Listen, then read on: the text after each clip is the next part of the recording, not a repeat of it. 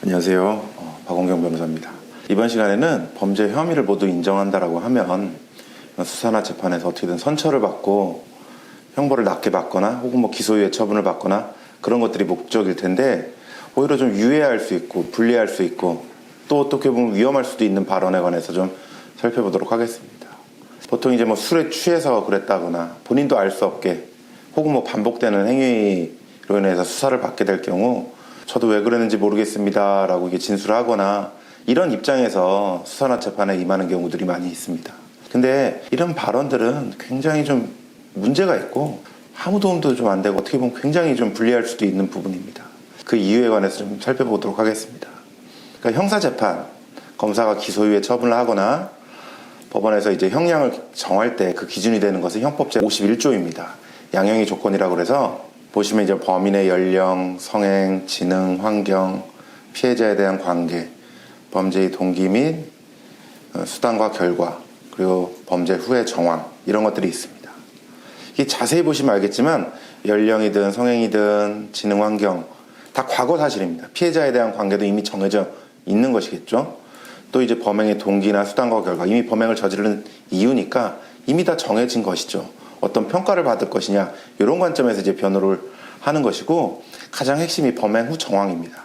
그러니까 범행 이후에 수사재판, 판결에 이르기까지 피고인이 어떤 태도랑 자세로 임하고 있는가, 이 부분이 좀 중요하다고 볼 수가 있겠죠. 그래서 이 노력이라고 하는 것도 여기에 집중이 될 수밖에 없습니다. 대표적으로 범행 후의 정황으로는 피해자랑 합의를 하거나 피해 회복이 되었다라든지 이런 부분일 테고, 다른 차원에서는 재범 방지를 위해서 노력하는 것입니다. 한 번의 실수고 다시 또 이런 잘못을 범할 가능성이 희박하다라고 한다면 선처의 여지가 충분하겠죠. 또 본인이 또 다시는 이런 잘못 범하지 않기 위해서 노력하고 있다는 점은 수사나 재판에서 충분히 어필을 하고 보여줘야 될 부분이라고 볼 수가 있습니다.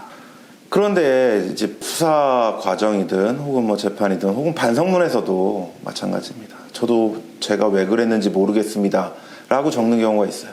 실제 마음이 그러니까 그럴 수도 있습니다. 근데 이제 어떤 판사나 검사가 볼 때는 이거 앞으로도 또 반복되겠다는 거 아니냐라는 것이죠. 그리고 또 본인도 어쩔 수 없는 문제다라고 얘기하는 것이니까 좀 무책임하다고도 볼 수가 있는 것이죠. 어떻게 재범 방지 노력을 수사나 재판 중에 이게 어필을 할 수 있느냐라는 점이 중요할 수밖에 없습니다. 그래서 핵심은 원인을 분석하는 겁니다. 원인이 분석 안 되고서 어떻게 재범 방지를 위해서 할 수 있겠냐는 거죠. 나도 잘 모르는 일이라고 한다면 내가 결심을 해서도 되지 않는다는 문제인 거잖아요. 술에 취해서 누군가를 때렸다, 누군가를 추행했다 라고 한다면 내 스스로 노력으로도 하지 않을 것을 하지 않기 위해서 노력하기 안 된다는 것이기 때문에 또 다른 차원의 재범 방지 노력을 보여줘야 된다는 것이죠. 그래서 대표적으로 정신과적 진단서를 많이 제출을 합니다. 근데 이게 왜 제출할까? 이 부분을 좀 생각할 필요가 있겠죠. 만약에 정신과적으로 술을 많이 마시면 이런 행동을 할 원인이 있다라고 드러난다라고 한다면 치료 중이라는 점을 이제 어필을 하면 되는 것이죠. 약도 먹고 그런 점들이죠. 근데 정신과적 원인이 없다라고 한다면 어떻게 되는 거냐? 원인을 찾기 위해서 노력하고 있다, 병원도 가보고 이런 점을 또 어필을 할 수가 있는 것이죠. 이것도 어떻게 보면 재범 방지 노력이라고도 볼 수 있기 때문에 본인도 왜 그랬는지 모르겠다, 술 취해서 그런 것 같다, 이럴 때는 어떻게든지 정신과적으로 진료도 받고 진단서도 받아오라고 저는 이게 요청을 합니다. 변호를 할 때는. 또 술에 만취해서 실수를 저지른 거다라고 얘기를 하는 경우가 있어요. 그러면 또 나중에 술 먹으면 또 그 범행 한다라는 얘기밖에 더 되겠어요. 그러면 보여줘야 될 것은 앞으로 술을 마시면 내가 잘못을 이렇게 저지르기도 하니 술을 끊거나 자제하고 있다, 절주하고 있다, 혹은 금주하고 있다 라는 점을 최소한 반성문에서는 보여줘야지 선처의 여지가 생길 수가 있을 것입니다. 또 너무 스트레스를 많이 받아서 그랬다라고 한다면 참 어려운 문제인데, 업무량을 조절하거나 본인이 스트레스를 좀 끊기 위해서 노력을 하고 있다, 이런 점을 어필을 하거나 반성문에 쓰거나 해줘야지 선처의 여지가 좀 열릴 수가 있다라는 점입니다.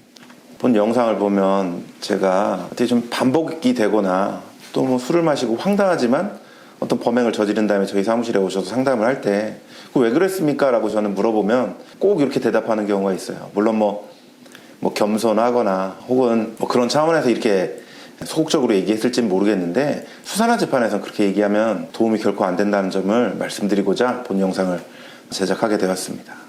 본 영상과 관련해서 궁금하신 부분이 있거나 조언을 제안 주실 부분이 있으면 언제든지 저희한테 알려주시면 저희가 또 참고하고 반영하도록 하겠습니다. 감사합니다.